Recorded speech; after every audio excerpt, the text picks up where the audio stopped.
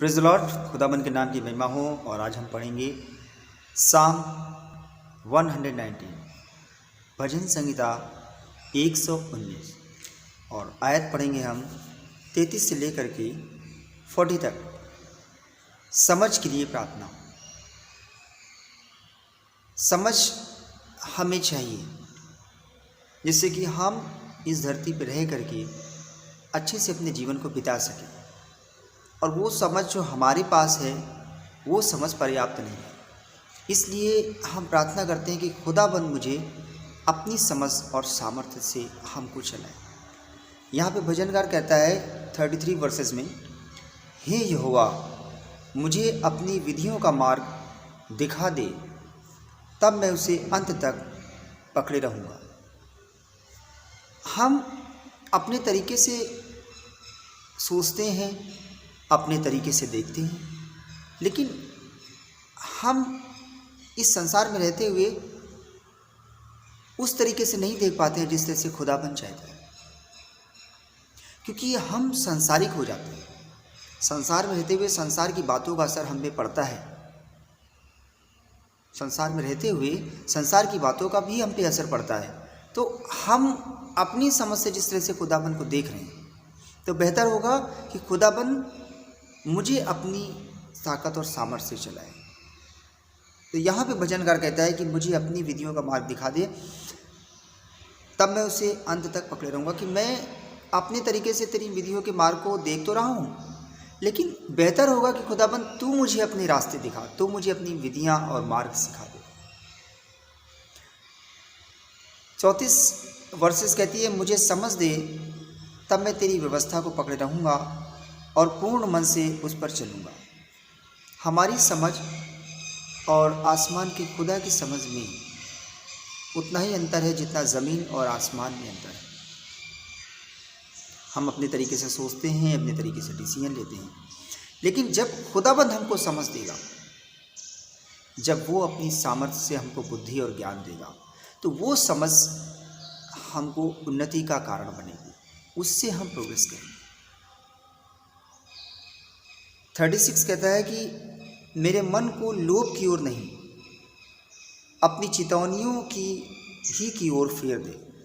संसार में रहते हुए बहुत सारी चीज़ें हमको आकृष्ट करती हैं, अपनी तरफ खींचती हैं, तो वहाँ से हमारा मन भी करता है कि हम ये भी कर लें, हम वो भी कर लें, हम ये देख लें, हम वो कर लें। बहुत सारी चीज़ों में हम उलझ जाते हैं, क्योंकि मन धोखा देने वाला है और इसमें असाध्य रूप लगा है, बहुत चंचल होता है। तो यहाँ पे भजनकार कहता है कि मेरे मन को लोभ की ओर नहीं, अपनी चितौनियों ही की ओर फेर। इस संसार से मन हम अपने तरीके से नहीं हटा पा रहे, लेकिन जब खुदाबंद हमको छुएंगे, हमको अपनी आत्मा से भरेंगे और हमको समझ और बुद्धि ज्ञान देंगे, तो हम इन संसार की उन चीज़ों से जिसमें लिप्त हो जाते हैं, जिससे छूट नहीं पाते हैं, उससे हम छूट जाएंगे, उससे हम आज़ाद हो जाएंगे। मेरी आँखों को व्यर्थ वस्तुओं की ओर से फेर दे और तू अपने मार्ग से मुझे जिला। हमारी आँखें बहुत सारी चीज़ों को देखती हैं,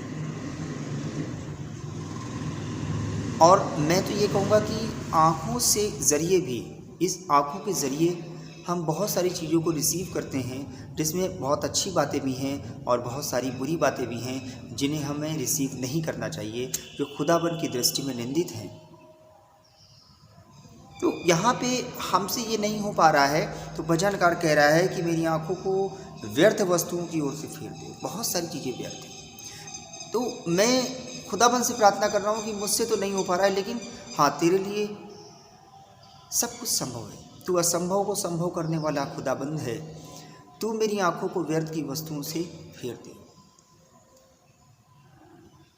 38 वर्सेस कहती है कि तेरा वचन जो तेरे भय मानने वालों के लिए है, तेरा वचन जो तेरे भय मानने वालों के लिए है, उसको अपने दास के निमित्त भी पूरा कर। खुदाबंद का कलाम, खुदाबंद का वचन सबके लिए नहीं है। जितनी जल्दी ये बात आप समझ लेंगे, उतना ही आप खुदाबंद में आगे बढ़ पाएंगे और उन्नति कर पाएंगे और खुदाबंद की आशीषें आपके जीवन में आएंगी, खुदाबंद आपको बढ़ाएंगे। लेकिन अगर आप इस बात को नहीं समझ पा रहे हो तो आपका उन्नत करना बहुत दिक्कत में हो जाएगा। यानी कि मैं ये कहना चाहता हूँ कि आप अच्छे से प्रोग्रेस नहीं कर पाओगे। यहाँ पे कह रहा है कि तेरा वचन जो तेरे भय मानने वालों के लिए है उसको अपने दास के निमित्त भी पूरा कर। ये सबके लिए नहीं है। अगर खुदाबंद के भय में चलते हैं तो ये वचन आपके जीवन में काम करेगा। यहाँ पे साफ भजनकार कह रहा है कि तेरा वचन जो तेरे भय मानने वालों के लिए। भय मानने का मतलब कि नहीं, मैं इस काम को नहीं करूँगा, मेरे खुदाबंद की दृष्टि में ये कार्य बुरा है, और अगर मैं उस कार्य को फिर भी कर रहा हूँ तो इसका मतलब ये है कि खुदाबंद का भय हमारे जीवन में नहीं है। एक बच्चा कुछ कामों को नहीं करता है, उसे लगता है कि उसकी माँ उसे डांटेगी, उसकी माँ उसे पीटेगी। एक भय है उसके जीवन में और ये भय उसको सुरक्षित रखता है। संसार की चीज़ों से भी हम रहते हुए कुछ चीज़ों से अलग नहीं रह पाते हैं। उसका कारण सिर्फ ये है कि खुदाबंद का भय हमारे जीवन में नहीं है, और अगर खुदाबंद का भय हमारे जीवन में होगा तो ये वचन भी आपके जीवन में पूरा होगा। 39 वर्सेस कहती है, जिस नामधराई से मैं डरता हूँ उसे दूर कर, क्योंकि तेरे नियम उत्तम हैं। सच में खुदाबंद के नियम उत्तम है, उससे बढ़कर कुछ है ही नहीं। खुदा का कलाम आपके हृदय में है तो आप अगर इस संसार में हार भी गए लेकिन खुदाबंद की दृष्टि में आप उत्तम हैं तो आप हार के भी जीत जाओगे। यू विल गेट सक्सेस, आपको सफलता मिलेगी। 40 वर्सेस कहती है, देख मैं तेरे उपदेशों का अभिलाषी हूँ, अपने धर्म के कारण मुझको जिला। अभिलाषी मतलब मुझे एक आशा रहती है, मुझे इच्छा रहती है, मुझे तेरे वचन को सुनना अच्छा लगता है। क्या मैं आपसे सवाल पूछूं कि क्या आपको अच्छा लगता है? आप कहेंगे हाँ बिल्कुल अच्छा लगता है। तो मैं आपसे दूसरा सवाल करता हूँ कि फिर आप उस वचन को मानते हैं लेकिन उस वचन के अनुसार अपने जीवन को बदलते क्यों नहीं? ऐसा हमसे इसलिए नहीं हो पाता है क्योंकि हमारा जीवन प्रार्थना का जीवन नहीं होता। कुछ चीज़ें हमसे नहीं हो सकती हैं। इस संसार में रहते हुए हम इस संसार में रहते तो हैं लेकिन इस संसार के हैं। ये चीज़ मैं आपसे बार बार हमेशा बोलता हूँ कि अगर आप खुदाबंद की ब्लेसिंग को प्राप्त करना चाहते हैं, खुदाबंद में उन्नति करना चाहते हैं, आप बहुत सारी चीज़ों से दूर रहना चाहते हैं तो आपसे नहीं हो पाएगा या हमसे नहीं हो पाएगा। लेकिन एक चीज़ और है कि हम प्रार्थना करें और जिससे हम प्रार्थना करते हैं वो सामर्थ्य है जो हमारे अंदर है। हमारा यीशु मसीह अगर हमारे अंदर है, हमारा खुदाबंद हमारे अंदर है, पवित्र आत्मा हमारी अगुवाई करती है, तो जो चीज़ हमारे अंदर है वो उससे ज़्यादा सामर्थ्यशाली है जो बाहर है। जितनी भी चीज़ें आप देख रही हैं वो सब बाहर है। टीवी के एंटरटेनमेंट को आप देखते हैं तो बहुत सारे ऐसे फ्लॉप सीन आ जाते हैं, बहुत सारे ऐसे वीडियो आ जाते हैं जो हमें नहीं अच्छे लगते हैं लेकिन हम उसे देखते जाते हैं क्योंकि हमें उसे देखने पड़ते हैं। तो इन चीज़ों से हम कैसे बच सकते हैं? उसका सिर्फ एक रास्ता है कि हम संसार की चीज़ों में बहुत कम मन लगाएं, संसार से अपने आप को अलग रखें और खुदाबंद से प्रार्थना करें, अपने पिता से प्रार्थना करें। हमारा जीवन प्रार्थना का होना चाहिए। हमारे जीवन में दिनचर्या में एक बाइबल पढ़ने का एक समय निश्चित होना चाहिए, वचन को पढ़ने का एक समय निश्चित होना चाहिए, किस तरह से हम पढ़ते हैं। और दूसरी बात, सबसे ज़रूरी बात ये कि क्या ये चीज़ हमारे इंटरेस्ट में है? हमारा इंटरेस्ट होना चाहिए, हमारा प्रेम होना चाहिए। जिस तरह से खुदाबंद ने हमसे प्रेम किया, और कितना प्रेम किया आप जानते हैं, यूहन्ना 3:16 में, कि वो हमसे कितना प्यार करता है कि उसने अपने इकलौते पुत्र को हमारे लिए दे दिया ताकि जो कोई उस पर विश्वास करे वो नाश ना हो।